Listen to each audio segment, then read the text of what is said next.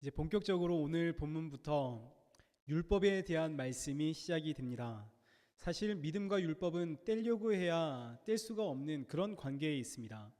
예수님께서도 율법을 완성하러 오셨지 율법을 없애려고 오신 것이 아닙니다. 바른 믿음은 자연스럽게 율법 생활로 이어지게끔 되어 있습니다.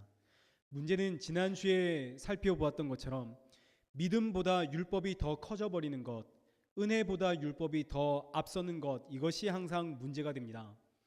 내가 겸손해지려고 하나님의 일을 내려놓는, 하나님 앞에서 살아가는 것보다 내가 겸손해지는 것의 가치가 더 커져지는 것, 그러면 안 된다는 것이죠. 하나님이 주신 이 믿음보다 전도나 선교가 더 큰 가치가 되어버리면 안 됩니다. 지금보다 더 나은 자리에서, 더 영향력이 있는 자리에서 복음을 전하기 위해 잠시 예배를 내려놓겠다. 지금 잠시 내가 맡고 있는 이 일들을 내려놓겠다가 되면 안 됩니다. 우리 로마서 7장 8절 말씀을 한번 보시죠. 그러나 죄가 기회를 타서 계명으로 말미암아, 계명은 율법입니다. 죄가 기회를 타서 계명으로 말미암아 내 속에서 온갖 탐심을 이루었다. 죄가 기회를 타서 율법으로 내 안에 온갖 탐심을 만들어냅니다. 율법이 죄를 만들어내는 것이죠. 하나님의 일이라는 명목으로 내 안에 탐심, 탐욕을 성취하도록 만드는 것이 율법입니다. 우리 11절 말씀도 한번 보시죠. 죄가 기회를 타서 계명으로 말미암아 나를 속이고 그것으로 나를 죽였는지라. 율법은 죄를 깨닫게 합니다. 그리고 죄는 기회를 타서 율법으로 나를 속이고 나를 죽이려고 합니다. 율법을 믿음보다 더 크고 중요한 것으로 만드는 것이죠. 내 안에 탐심, 이것을 믿음의 행위로 착각하게 만드는 것이 죄입니다. 하나님을 위해서 내가 이런 일을 한다면 예배는 평생 드리는 것이니 이 기회는 평생 한번 올까 말까인데, 그래 이건 하나님을 위해서도 2보 전진을 위한, 아니 10보 전진을 위한 1보 후퇴일 뿐이야. 이것이 사탄이 하는 일이기 때문에, 그래서 사도 바울이 이토록 율법을 깎아서 내립니다. 죄가 기회를 타면 율법은 죄를 정당화시키는 도구가 되기 때문입니다. 신앙생활을 시작하면 누구나 다 율법주의를 경계하게 됩니다. 하나님이 싫어하신다는 사실을 너무나 자연스럽게 알게 되기 때문이죠. 그런데 누구도 이 율법주의에서 자유할 수가 없습니다. 왜냐하면 우리 안에 죄가 있기 때문입니다. 여전히 죄는 살아있기 때문에 죄는 언제나 기회를 틈보고 있다가 틈이 생기면 여지없이 율법을 가지고 내 안에 탐심을 만들어내고 율법으로 나를 속이고 그리고 죄를 정당화시키고 죄를 죄로 알지 못하게끔 만들어서 나를 죽여갑니다. 이것을 발견하는 것은 참 쉽지 않습니다. 제가 예를 한번 들어보겠습니다. 어릴 때 신앙생활을 할 때 하나님 앞에서 제가 가끔씩 당당해질 때가 있습니다. 굉장히 떳떳해지고 뭔가 하나님 앞에서 자신감이 생길 때, 그때 언제일까요? 그때는 부흥회라든지 아니면 수련회를 갔다 온 다음, 그때는 꼭 하나님 앞에 자신감이 생기고 떳떳해지고 당당해집니다. 왜냐하면 그때는 울고 불며 하나님 앞에 회개했기 때문이죠. 수련회나 부흥회를 통해서 엉엉 울고 나면, 그리고 울면서 회개하고 나면 뭔가 내 죄가 다 사라진 것 같고 뭔가 아주 깨끗해진 것 같고, 그래서 이 깨끗함을 유지해야 할 것 같고, 이 깨끗함이 하나님 앞에서 나를 당당하게 자신감 있게 떳떳한 성도로 만들어 준다라고 착각하고 있기 때문이죠. 이것이 율법주의적 생각입니다. 하나님 앞에서 나를 당당하게 하고 떳떳하게 하고 자신감 있는 성도로 만들어 주는 것은 내가 하나님 앞에 엉엉 울며 회개해서, 회개를 통해 내 영혼이 깨끗해져서가 아닙니다. 회개는 내 죄가 씻어지는 그런 능력이 있는 것이 아닙니다. 회개한다고 해서 내 영혼이 깨끗해지는 것 아니죠. 그런데 많은 이들이 회개하면 하나님이 용서해 준다라고 착각을 합니다. 회개해야 천국 가는 줄로 압니다. 또 반대로 어떤 분들은 한 번 회개하면 이제 더 이상 회개할 이유가 없다, 필요가 없다라고 생각하게 됩니다. 모두 다 무엇이 되었든지 간에 회개에 무슨 대단한 능력이 있는 것이라고 오해하고 있습니다. 회개에는 아무런 능력이 없습니다. 회개는 하나님 앞에서 내 죄를 용서받게 하는 그런 힘이나 능력이 없습니다. 회개는 나를 하나님 앞에서 깨끗하게 만드는 그런 능력이 없습니다. 회개는 하나님의 마음을 움직이는 능력도 없습니다. 하나님 앞에서 죄사함, 하나님 앞에서 죄용서, 하나님 앞에서 깨끗해지는 것, 이것은 회개에 있는 것이 아니라 어디에 있나요? 예수 그리스도의 십자가 보혈의 능력입니다. 오직 예수 그리스도의 십자가 보혈의 능력이 나를 깨끗하게 하고 나의 죄를 용서하고 그 십자가의 보혈이 나를 의롭게 만듭니다. 예수 그리스도의 십자가 보혈 외엔 죄사함도 없고 깨끗해짐도 없습니다. 따라서 성도가 하나님 앞에서 당당해지는 그 순간은 회개하는 순간이 아니라 내가 예수 그리스도의 십자가의 보혈로 값없이 조건 없이 죄사함, 깨끗함, 의인이 되었구나, 이 사실을 믿는 그 순간 우리는 하나님 앞에서 당당해지는 것이지, 자신감이 생기는 것이지, 회개라고 하는 이 종교적 행위를 통해서 하나님 앞에 당당해지는 것이 아닙니다. 그런데 이 회개라고 하는 이 행위를 붙잡고 회개해야지, 회개해서 깨끗해져야지, 회개해서 깨끗해졌으니 이 깨끗함 유지해야지 라는 이 행위들을 계속 붙잡고 있으면 이것이 율법이 되는 것이죠. 그러면 회개란 무엇입니까? 회개란 무엇인가요? 회개는 하나님이 나를 용서해 주시는 그런 도구가 아니라 하나님이 나에게 믿음 주셨는데 그럼에도 불구하고 내 이 두 눈이 계속 세상을 향할 때, 이 시선이 계속 세상을 바라보게 될 때 나의 이 두 눈을 날 구원하신 예수 그리스도께로 돌리게 만드는 것, 십자가의 예수님을 향하도록 만드는 것, 이것이 회개입니다. 회개는 날 깨끗하게 하고 나의 죄를 다 용서해 주는 그런 것이 아니라, 회개는 세상을 좋아하고 세상을 향하고 있는 나의 이 두 눈을 예수 그리스도께로 고정하게 하는 도구요 방법이 회개일 뿐입니다. 그럼 이제 이 내용을, 이 믿음과 율법의 관계를 이제 오늘 본문을 통해서 확인해 보도록 하겠습니다. 오늘 본문에는 율법보다는 믿음이란 무엇인지를 아주 강하게 강조하고 있습니다.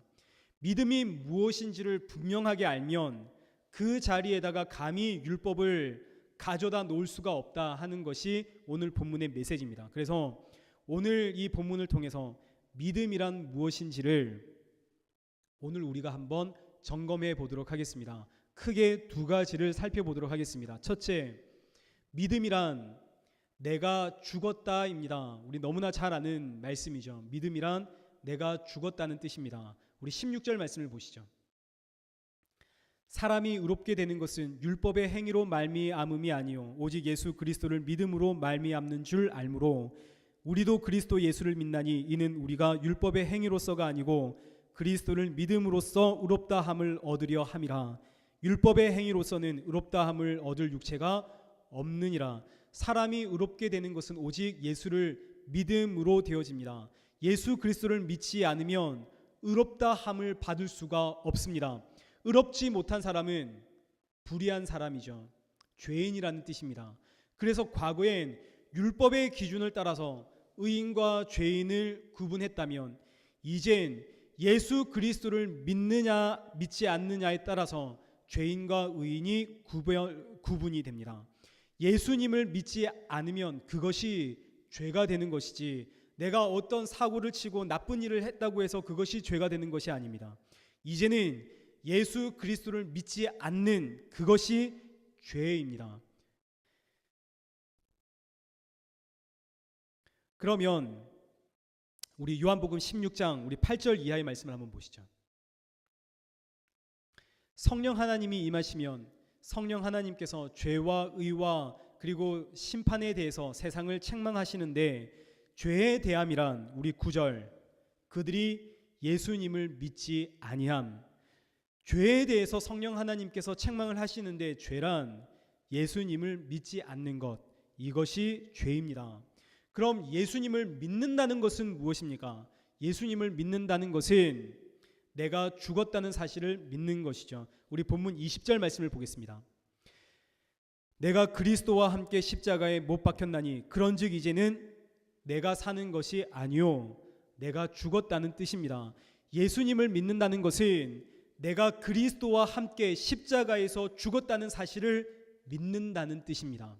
나는 죽었습니다. 어디서 죽었나요? 십자가에서 죽었습니다. 언제 죽었나요? 2000년 전에 죽었습니다. 그때 나는 이미 예수님과 함께 십자가에 달려 죽었습니다. 이 사실을 믿으십니까? 이것을 믿는 것이 믿음입니다. 우리는 이 세상에 시간과 공간 안에서 살아갑니다. 과거, 현재, 미래의 시간 속에서 살아가고 있기 때문에 미래가 과거보다 먼저 진행되었다는 것, 이건 우리는 상상도 할 수 없고 말이 되지 않습니다. 그런데 예수님은 시간을 창조하신 하나님이십니다. 예수님께서 십자가에 달려 죽으실 때 2000년 후에 태어날 나도 그때 십자가에 달려 죽었습니다. 이것이 믿음입니다. 이것을 믿는 것이 믿음이죠. 나도 그때 예수님과 함께 십자가에서 죽었습니다. 이것이 예수님을 믿는 믿음인데 이 사실을 믿지 못하면, 그래서 내가 예수님과 함께 십자가에서 죽었다는 사실을 내가 받아들이질 못하면 아무리 교회에서 충성, 헌신, 봉사한다 하더라도 이 모든 것이 다 죄가 됩니다. 예수 그리스도와 함께 십자가에 죽었다는 사실을 알지 못하면 나의 모든 신앙적 행위, 믿음의 행위는 다 죄가 될 뿐입니다. 죄의 특징은 뿌린 대로 거두는 것이 죄의 특징입니다. 내가 이토록 충성, 봉사, 헌신, 구제, 선교했으니, 내가 이렇게 뿌렸으니 그 다음엔 어떻게 해야 할까요? 거두는 것이죠. 뿌렸으니 심은 만큼 거두리라. 이것이 죄의 특징입니다. 충성, 헌신, 봉사, 구제, 선교, 전도 등등으로 내가 구원받습니다라고 말하지는 않지만 그러나 복을 받으리라. 내가 이토록 열심히 섬겼으니 복 받으리라. 혹 내가 받지 못하면 내 자녀들 혹은 내 후손들이 복 받을 것이고 또 하늘에서 천국 상급 받으리라. 이것이 죽지 않은 성도들, 예수 그리스도와 함께 십자가에 달려 죽지 못한 성도들의 특징입니다. 뿌린 대로 거두겠다는 것이죠. 그래서 하나님은 죽지 못한 이 성도들을 죽게 만드십니다. 믿음은 나는 예수님과 함께 십자가에서 죽었습니다. 이것이 믿음이죠. 우리 마태복음 16장 13절 한번 보시죠. 예수님께서 제자들에게 묻습니다. 사람들이 인자를 누구라 하느냐? 제자들이 답을 하죠. 14절에 더러는 세례 요한, 더러는 엘리야, 더러는 어떤 이는 예레미야나 선지자 중에 하나라고 합니다. 예수님이 다시 묻습니다. 15절 너희는 나를 누구라 하느냐? 그러자 베드로가 놀라운 답을 하죠. 16절 주는 그리스도시요 살아계신 하나님의 아들이십니다. 그러자 예수님께서 17절에 이를 너에게 알게 하시는 이는 혈육이 아니요 하늘에 계신 내 아버지이시다.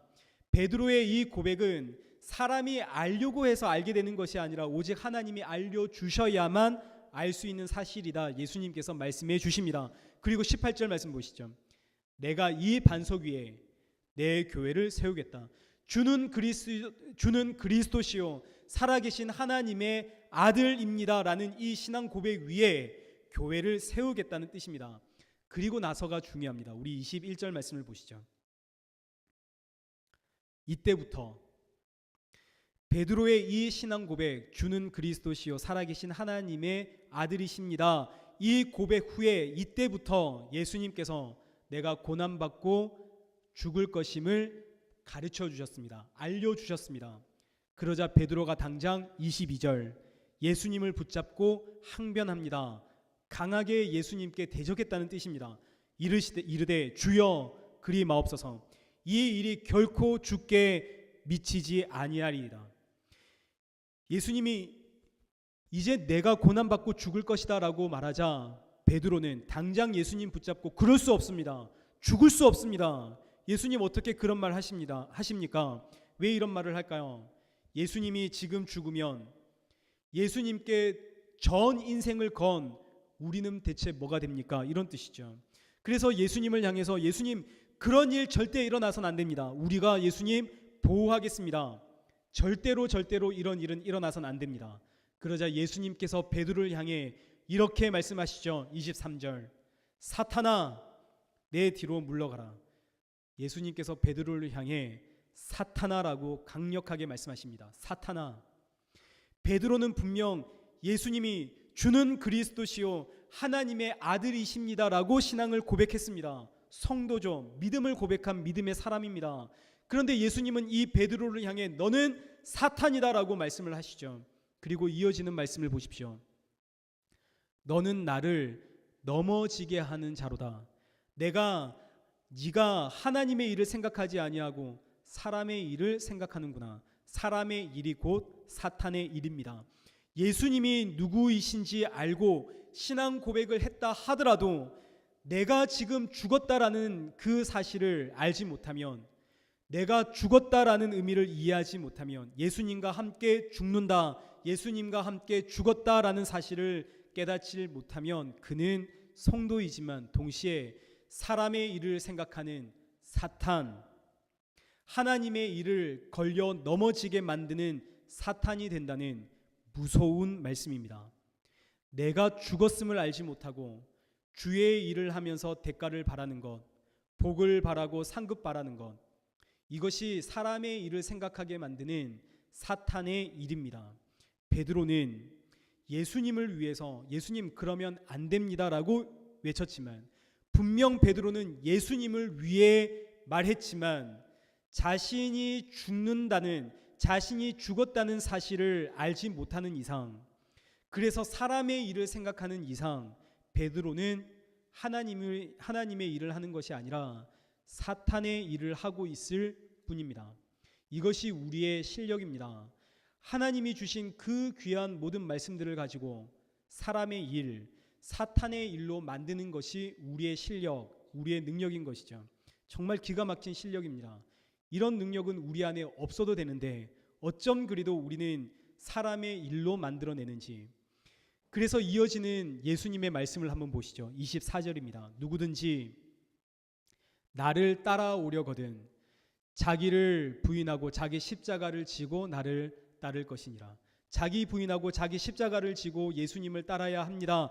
여러분, 이게 무슨 뜻인가요? 이 의미는 쉽게 말해서 죽었다 생각하고 나를 따라라 라는 뜻입니다. 믿음이란 이제 나는 죽었구나 하고 예수님을 따르는 것, 이것이 믿음이라는 뜻이죠. 이것이 믿음이고 이것이 성도의 신앙이고 그리고 비전입니다. 죽었구나 하고 예수님을 따르는 것이 비전인데 우린 계속 다른 것을 상상하죠. 예수님을 믿고 멋지게 성공하는 것, 예수님 믿음으로 근사한 삶을 살아가는 것, 예수님을 믿어서 이런저런 하나님의 일을 마음껏 멋지게 하는 이런 나를 우리는 상상을 합니다. 그러나 이 모든 것이 다 사람의 일을 생각하는 사탄의 일일 뿐입니다. 비전이라고 하는 이름으로 포장되었을 뿐 참된 비전이란 이미 나는 죽었구나, 죽었다 하고 예수님을 따라야 하는구나, 주님의 이끄심에 순종하는 사람, 이것이 성도가 가져야 할 유일한 비전입니다. 그래서 사도 바울이 빌립보서 3장 8절 말씀을 보시면 내가 그를 위해 모든 것을 잃어버리고 배설물로 여긴다라고 고백을 하죠. 이 모든 것, 세상의 모든 성취, 세상의 모든 성공, 이걸 모든 것을 다 배설물로 여기는 이유는 내가 죽었기 때문입니다. 나는 죽고 내 안에 예수님이 사시는데, 예수님이 나를 이끌어 가시는데 이것이 가장 고상한 삶, 가장 거룩한 삶이구나 하는 것을 깨달았기에 세상의 이 모든 것들을 다 배설물로 여겼다는 것이죠. 그래서 성도는 세상은 죽은 것, 배설물 보여야 합니다. 반대로 세상이 볼 때 성도는 죽은 사람으로 보여야 하죠. 세상의 가치에 움직이지 않습니다. 그러니 세상의 성도를 볼 때는 죽은 사람입니다. 그런데 세상이 볼 때 성도가 죽지 않았으니, 세상보다 더 세상적 가치에 반응하니 세상이 이게 뭐지? 대체 너희와 우리는 무슨 차이가 있지가 되는 것이죠. 반대로 성도에게 세상은 죽었습니다. 세상은 배설물로 보여야 합니다. 그런데 하나님의 백성들이 계속 이 배설물을 바라보며 달려가니, 이 배설물을 쫓아다니니 하나님께서 치시죠. 그거 더러운 거라고, 그거 배설물이라고 계속 하나님께서 치시고 다리를 걸어서 넘어뜨리십니다. 여러분 야곱 아시죠? 그토록 세상을 향해 달려가는 야곱입니다. 결국 하나님께서 야곱의 한쪽 다리를 치시죠.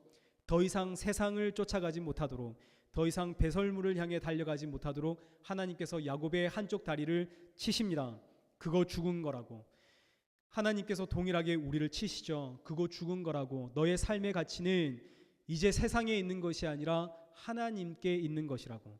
따라서 믿음이란, 나는 그때 죽었습니다. 나는 십자가에서 죽었고 또 세상을 향해서도 죽었습니다. 죽었는데 더 이상 무엇을 바라나요? 그래서 믿음은 나는 죽었는데 예수님을 통해서 다시 살아났습니다. 새 사람이 되었습니다.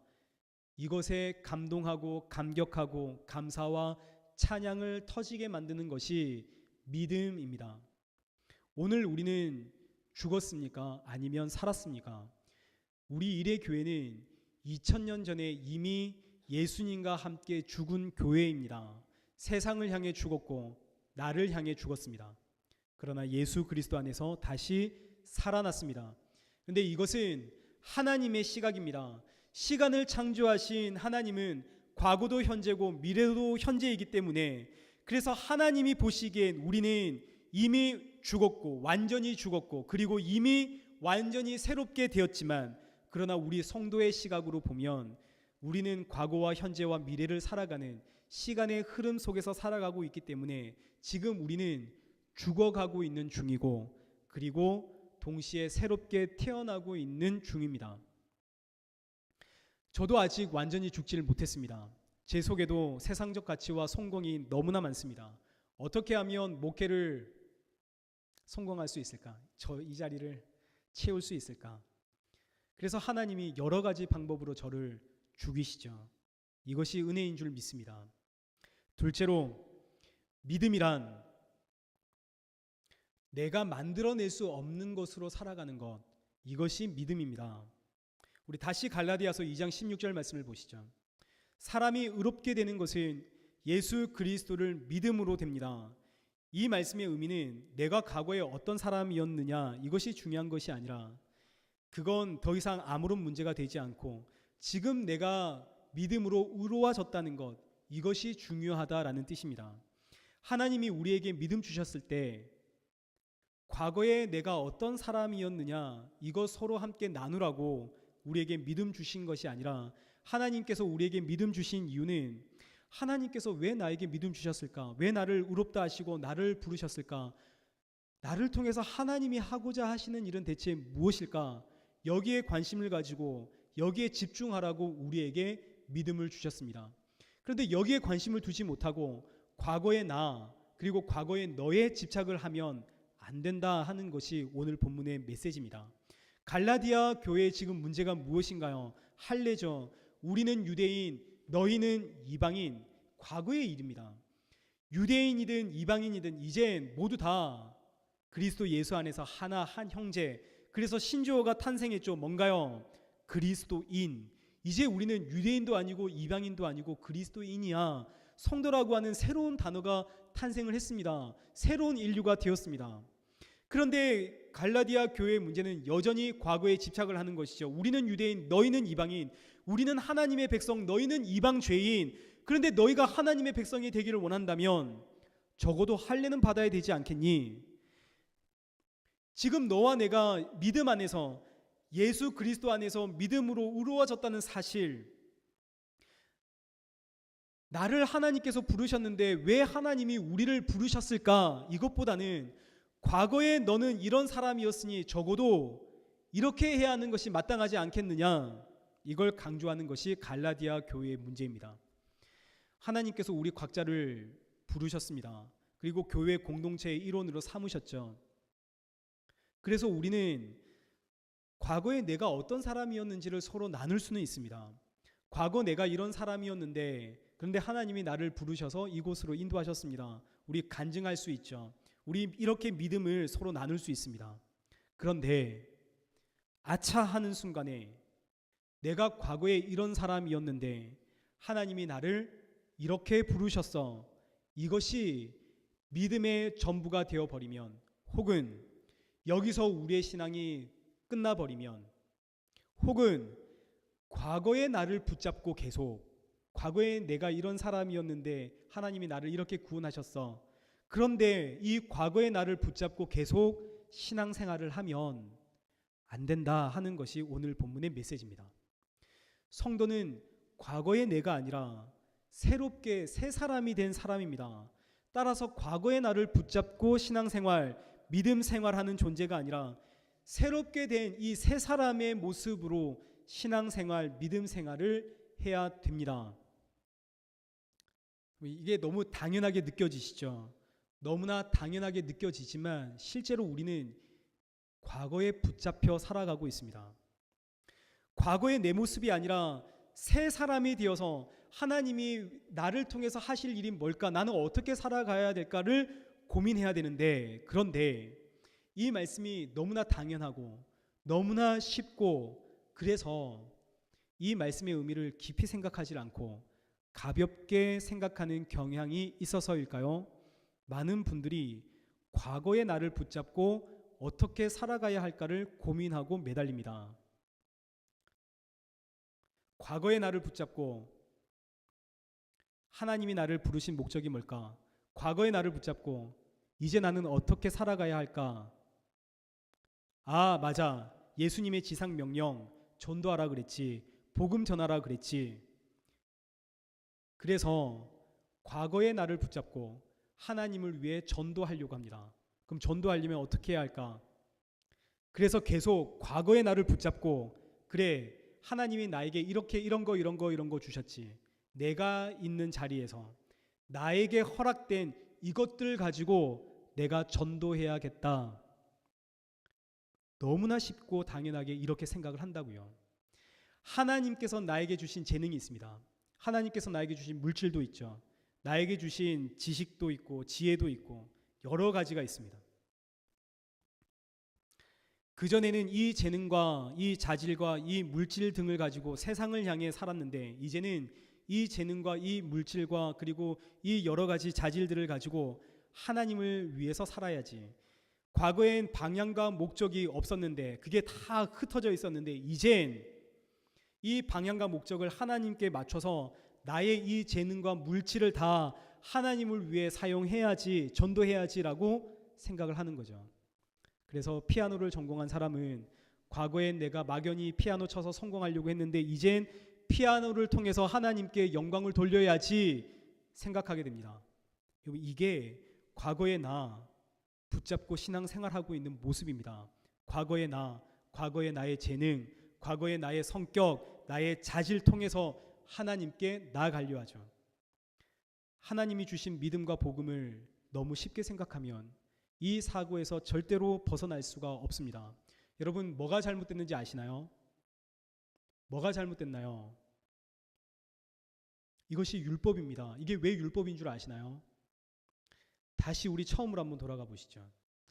예수 그리스도를 믿는 그 순간 우리는 어디서 죽었나요? 십자가에서 죽었습니다. 예수님을 믿기 전 과거의 나, 과거에 내가 가진 재능, 학력, 지식, 성격, 물질, 이건 이제 더 이상 중요하지가 않죠. 죽었으니까요. 나의 재능, 성격, 학력, 물질, 이 모든 것 하나님이 나에게 주신 건 맞습니다. 부정하는 것 아니죠. 이거 틀림없습니다. 그런데 여러분 한번 생각해 보시죠. 하나님이 나에게 주셨던 이 재능, 성격, 학력, 물질, 자질, 지혜, 이 등등으로 여러분 하나님과 화목을 이루셨습니까? 과거에 하나님께 나아갔나요? 하나님께서 내가 가졌던 그 재능과 내가 가지고 있던 그 물질들 가지고 하나님께서 기뻐하셨나요? 아니요. 그걸로는 하나님께 나아갈 수가 없었습니다. 그걸로는 하나님을 기쁘게 할 수가 없었습니다. 예수 그리스도를 믿기 전 예전에 내가 가졌던 그것이 무엇이었든지 간에 그것으로는 절대로 신앙을 말할 수가 없고 그것으로는 절대로 믿음 말할 수가 없습니다. 무엇보다 나는 죽었습니다. 십자가에서 예수님과 함께요. 죽은 사람에게 무슨 재능이 있고 죽은 사람에게 무슨 성격이 있고 죽은 사람에게 학력과 물질이 무슨 의미가 있습니까? 죽었는데요. 죽었습니다. 내 능력과 내 열정과 내 재능과 내 물질로 무언가를 창조해낼 수 있는 그런 세계로부터 나는 죽었다고요. 내가 가지고 있던 것으로 뭔가를 창출해냈던 그 세계에서 나는 죽었습니다. 그런데 내 능력, 내 열정, 내 재능으로는 절대로 하나님 앞에 나아갈 수가 없구나, 이 사실을 알았는데 믿음이 내 안에 들어오자 하나님 앞에 절대로 나아갈 수 없었던 그 능력, 그 열정, 그 재능 붙잡고 다시 하나님께 나아가려고 시도합니다. 이게 대체 무슨 경우일까요? 이것이 율법의 무서움입니다. 이것이 바벨탑입니다. 이것들로는 절대로 하나님께 나아갈 수가 없는데, 이것으로는 절대로 하나님을 기쁘게 할 수가 없는데, 믿음으로 구원받자 다시 이것들 가지고, 이것들 품고 이것들로 하나님 앞에 영광 돌리려고 하는 것이죠. 앞서 말씀드렸던 것처럼 예수님의 주옥 같은 말씀들, 성경의 이 말씀을 기가 막히게 사람의 것, 사람의 일로, 사탄의 것으로 만드는 실력과 재주와 능력이 우리 안에 있습니다. 유명한 성악가가 예수님을 믿자, 그래 이제 하나님의 영광을 위해 노래를 부르겠다, 이것이 믿음이 아닙니다. 이것이 믿음 생활도 아닙니다. 믿음이란 내가 가지고 있는 것으로 하나님을 위해 쓰겠다가 아닙니다. 이건 절대로 하나님을 기쁘게 할 수가 없습니다. 여러분이 가진 것으로 어떻게 하나님 기쁘게 하실 수 있나요? 아닙니다. 믿음이란 나에게 없는 것, 내가 절대로 만들어낼 수 없는 것, 이것으로 살아가는 것, 이것이 믿음입니다. 그래서 20절 말씀을 다시 한번 보시죠. 나는 십자가에서 죽었습니다. 그리고 이제 예수 그리스도 안에서 새 사람 되었습니다. 내가 새 사람이 된 것은 내가 가진 능력, 내가 가진 재능, 내가 가진 열정, 내가 가진 물질로 된 것이 아닙니다. 이것은 내가 절대로 만들어낼 수 있는 결과가 아닙니다. 이것은 오직 하나님의 은혜입니다. 하나님의 은혜로 믿게 되었고 의롭다함을 받았고 새로운 사람이 되었습니다.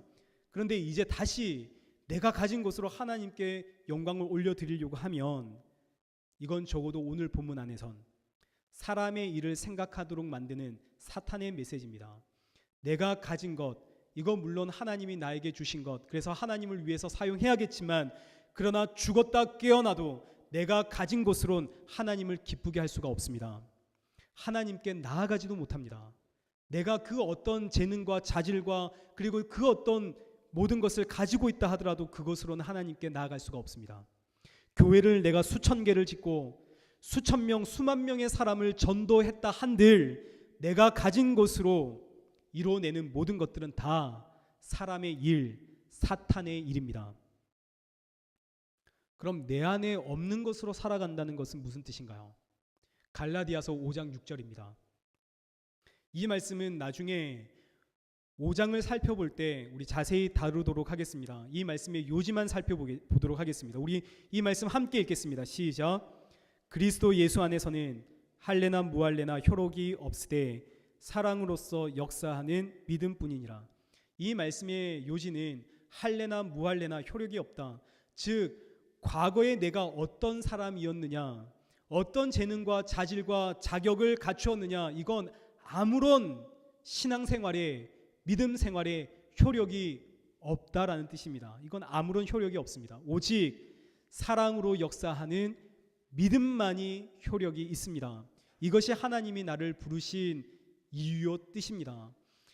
사랑으로 역사하는 믿음, 성도는 사랑 안에서 역사하는 믿음으로 살아가도록 부르심을 받았습니다. 나는 십자가에 죽었습니다. 이제 예수 그리스도 안에서 새 사람 되었습니다. 이제 이것은 내가 만들어낼 수 있는 것이 아닙니다. 마찬가지로 사랑과 믿음, 이건 역시 내가 만들어낼 수 있는 것이 아닙니다. 하나님이 나를 부르신 그 이유와 목적은, 그 거룩하신 뜻은 내가 가지고 있는 이것들, 내가 가지고 있는 이 재능들, 이 물질들, 이것으로 살아가라고, 이것을 가지고 하나님을 위해 살아가라고 나를 부르신 것이 아니라, 내가 만들어낼 수 없는 이 사랑과 이 믿음으로 이 세상을 살아가라고, 하나님이 날마다 부어주시는 그 사랑과 은혜와 믿음으로 이 세상을 살아가라고 저와 여러분을 부르셨습니다. 쉽게 말하면 성도는 내 힘으로 살아가는 존재가 아니라 예수님의 힘으로, 하나님의 힘으로 살아가는 존재라는 뜻입니다. 내 힘, 내 재능, 내가 가진 곳으로는 하나님께 나아갈 수도 없고 하나님의 일을 할 수도 없습니다. 하나님께서 원하시지도 않고 기뻐하지도 않으십니다. 오직 하나님이 부어주시는 그 믿음과 사랑과 은혜로만 하나님께 나아갈 수 있고, 그것을 붙잡고 하나님의 일을 할 수 있습니다. 내 안에 없는 하나님이 부어주시는 이 믿음과 사랑과 은혜로 이 세상을 살아갈 때, 그때 비로소 과거 내 안에 있던 하나님이 나에게 부어주셨던 나의 그 재능들, 나의 학식들, 나의 학력, 나의 성격, 나의 전공, 나의 물질, 나의 자질 등등이 하나님이 부어주시는 이 사랑과 은혜와 믿음을 꾸미는 장식으로서의 역할을 하게 되는 것이죠. 그러니 하나님이 주신 과거의 나의 재능이나 나의 자질, 나의 능력이 쓸데없는 것이 아니라, 이것은 하나님이 나에게 부어주시는 사랑과 은혜와 믿음으로 이 세상을 살아갈 때 이 사랑과 이 은혜와 이 믿음을 보다 아름답게 꾸미는 장식으로서의 역할을 하게 됩니다. 크리스마스의 본질은 예수님이 탄생하신 날이죠. 이날 기쁜 날입니다. 그날 그 자체로 완성된 날이죠. 그러나 이날 크리스마스 트리가 있으므로 이 날이 더 아름다워집니다. 마찬가지입니다. 성도는 하나님이 부어주시는 사랑과 믿음과 은혜로 이 세상을 살아갑니다. 그러나 이때 내가 가진 재능, 자질, 성격, 학력, 물질 등등으로 하나님이 주신 이 사랑을 더 아름답게 만들고, 하나님이 주신 이 믿음과 은혜를 더욱 빛나게 꾸미는 장식으로서 사용할 수가 있는 것이죠. 그런데 이 장식이 전부인 줄 알고, 이 장식을 아름답게 꾸며 놓으면 하나님이 더 기뻐하는 줄 알고, 그래서 이 장식 붙잡고 이 세상 살아가면 안 됩니다. 이것이 율법입니다. 세상은 동기부여가 중요합니다. 동기부여가 되면 내가 가지고 있는 힘을 마음껏 쓰겠다는 거죠. 그래서 동기부여란 너 안에 있는 그 힘, 너 안에 있는 그것을 마음껏 쓰도록 하겠다라는 뜻입니다. 그럼 여러분, 신앙의 동기부여 존재할 수 있겠습니까? 동기가 부여되어서 그래, 하나님을 위해서 내가 가진 이 능력, 이 힘, 이 물질, 이 재능을 써야겠다. 아니요. 하나님은 내가 가지고 있는 그 힘을 주를 위해 쓰는 것, 그거 원하지도 않으시고 기뻐하지도 않으십니다. 다 하나님의 것인데요. 다 하나님의 것인데 뭘 기뻐하겠습니까? 여러분이 가진 모든 것들 다 하나님의 것인데요. 내 안에 없는, 내가 만들어낼 수 없는, 그래서 하나님이 부어주시는 그것으로 이 세상을 살아갈 때 하나님이 기뻐하십니다. 그때 하나님의 나라가 확장되어져 갑니다. 내 힘이 아니라 하나님의 힘으로 살아가는 것. 그래서 성도는 기도할 수밖에 없습니다. 성도가 이 땅을 살아가는 존재의 이유입니다. 내 힘이 아니라 하나님의 힘으로 살아갑니다. 그래서 우리 20절 마지막 말씀을 한번 보시죠. 내가 육체 가운데 사는 것은 나를 사랑하사 나를 위하여 자기 자신을 버리신 하나님의 아들을 믿는 믿음 안에서 사는 것이라. 성도는 믿음 안에서 살아갑니다. 믿음 안에서 살아간다는 의미는 내가 가진 것, 이제 예수님 믿었으니 이것 가지고 예수님께 영광 돌려야지가 아니라 내가 만들어낼 수 없는 그것 붙잡고 이제 살아가겠습니다. 이것이 믿음입니다. 내가 만들어낼 수 있는 것으로 살아가면 그것이 아무리 하나님을 위한 일이라 한다 한들 그건 사람의 일, 사탄의 일에 지나지 않습니다. 그래서 21절 말씀 2장의 결론입니다. 21절 만일 의롭게 되는 것이 율법으로 말미암으면 믿음으로 산다는 것이 내 안에서 내가 만들어낼 수 있는 것으로 살아가는 것이라면 믿음으로 살아간다는 것이 내 재능, 내 자질, 내 성격, 내 물질로 하나님께 영광을 돌리며 살아가는 것이 그것이 믿음이라면 그리스도께서 헛되이 죽으셨느니라. 내가 가지고 있는 재능을 가지고 하나님을 위해서 마음껏 쓰며 살아야지 그게 믿음이라면 그게 여러분의 신앙이라면 예수님이 헛되이 죽으셨습니다. 말씀을 맺겠습니다. 초대교회 시절 성도는 유대인들과 이방인들에게 엄청난 핍박을 받았습니다. 유대인들은 율법으로 살지 않는 성도들 그들을 핍박했고 이방인들은 성도들을 부모 형제도 몰라보는 심지어 사람의 살과 피를 먹는 식인종이라 여기고 핍박했습니다. 근데 수세기가 지났습니다. 300여 년이 지났습니다. 성도들이 얼마나 경건하고 거룩하고 의롭게 살았는지 4세기에 로마의 콘스탄틴 황제가 로마의 이 추악하고 타락한 모습과 크리스찬들, 성도들이라고 불리우는 저들의 경건하고 거룩한 모습들을 비교하고는 기독교를 국교로 삼아야겠다. 기독교를 국교로 삼게 됩니다. 그런데 놀랍게도 이때부터 교회가 엄청나게 타락하기 시작합니다. 왜일까요? 핍박받을 때 그 300여 년의 기간 동안 교회와 성도는 오직 믿음, 오직 은혜, 오직 말씀으로 살았습니다. 그야말로 자신의 힘으로 살았던 것이 아니라 하나님이 부어주시는 날마다 부어주시는 그 은혜를 공급받아 살았습니다. 하나님의 힘으로 살았던 것이죠. 그런데 핍박받던 이 복음이 군림하는 종교가 되니 어느새 성도와 교회의 그 중심엔 과거 우리는 이렇게 핍박받았으면서 살았는데 고난당하며 살았는데 그런데 우리가 그럼에도 불구하고 이렇게 살았더니 지금 우리가 이렇게 되었다고 성도와 교회 안에 어느덧 행위가 강조되기 시작됐습니다. 행위를 강조하기 시작하는 것 이것이 중세 1000년을 교회의 암흑기로 만든 타락의 중심이 되었습니다. 그러다 1517년 드디어 종교개혁이 시작됩니다. 종교개혁은 세 가지의 중심 주제를 가지고 일어났습니다. 오직 성경, 오직 믿음, 오직 은혜로 돌아가자. 오직 성경으로 돌아가자. 오직 믿음으로 돌아가자. 오직 은혜로 돌아가자. 이것이 종교개혁의 모토가 된 이유는 오직 성경, 오직 믿음, 오직 은혜는 사람이 만들어낼 수 있는 것이 아니기 때문입니다.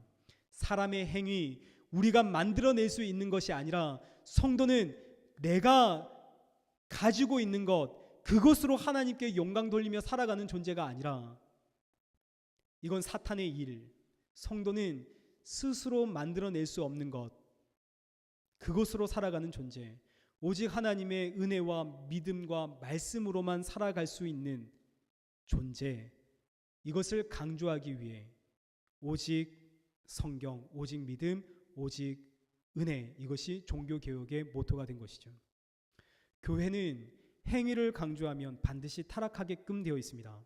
반대로 오직 말씀, 오직 은혜, 오직 믿음만을 강조하면 그 어느 때보다 더욱 성경적으로 살아가게 됩니다. 역사가 말해줍니다. 오늘 우리는 무엇으로 살아가는지 우리의 모습을 한번 돌아보게 됩니다.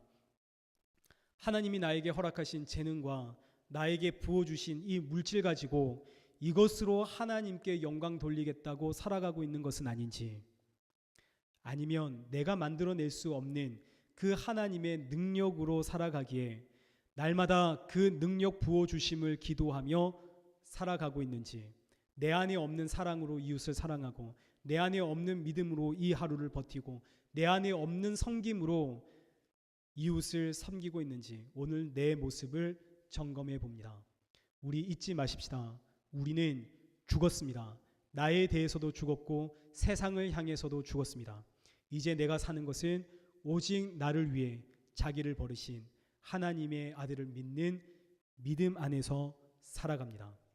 우리 함께 찬양하겠습니다.